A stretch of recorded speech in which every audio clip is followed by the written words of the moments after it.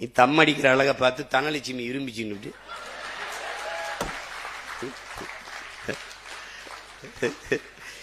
ஏதோ ஒரு கர்மம். இதுல கோவச்சுக்கிறதுக்கு என்ன இருக்கு சிஎம் சார்? நீங்க கோவச்சுக்கிறதுக்கு ஒண்ணும் இல்லை, ஒத்துக்கிறங்க மனச்சான்றோட. நீங்க தான் பெரிய நேர்மையான சிகரம் ஆயிடுச்ச. எதா இருந்தாலும் பழி மனசாட்சி எல்லாமே எம்எல்ஏ பழி. ஒரு கேள்விதான், நீங்க கரூருக்கு வரலைன்னா கூட்டல்ல, கூட்டல் என்ன நெரிசல்ல, நெரிசல் என்ன சாவு இல்ல. இதானே மூல காரணம் யாரு? நீங்க. அந்த குற்ற உணர்வோடு நானும் ஒரு காரணமா இருந்துட்டேன், வருந்துறேன்னு இதுவரை நீங்க ஒரு வார்த்தை பதிவு செய்யல சிஎம் சார். நீங்க பதிவு செய்யல. ஆனால் நீங்க மக்கள்கிட்ட ஒரு வேடத்தை போட்டு எம்எல்ஏ போட்டாரியா? ஸ்டாலின் ஐயா அரசு போட்டுருச்சு.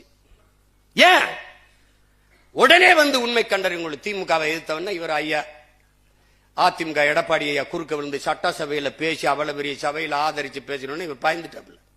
பழிய போட்டாங்க. பழி இப்ப உங்ககிட்ட இருக்கு, உளவுத்துறை இருக்கு, காவல்துறை இருக்கு, எல்லாம் சிபிசிஐடி இருக்கு, எல்லாம் இருக்கு.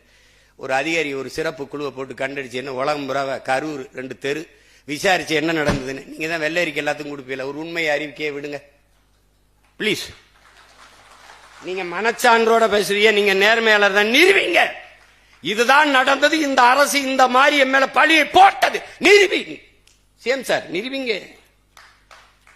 இப்போ தெருவுக்கு தெரு கஞ்சா, வீதி வீதி கஞ்சா, அப்படி போத பொருள் எல்லாம் கொண்டாந்து விட்டு இப்ப இன்னைக்கு எம்எல்ஏ பழிய போடுறாங்க.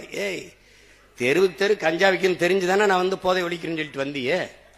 நான் ரொம்ப நாள்லாம் கேட்கலையே. முதல்வன் படம் மாதிரி காலையில் 5 மணி சாயந்தரம் 5 மணி போதை எங்கேயாவது வித்தான்னா சொல்லு கூட எனக்கு. இவங்க எப்படிப்பட்ட ஆளுக பாரு.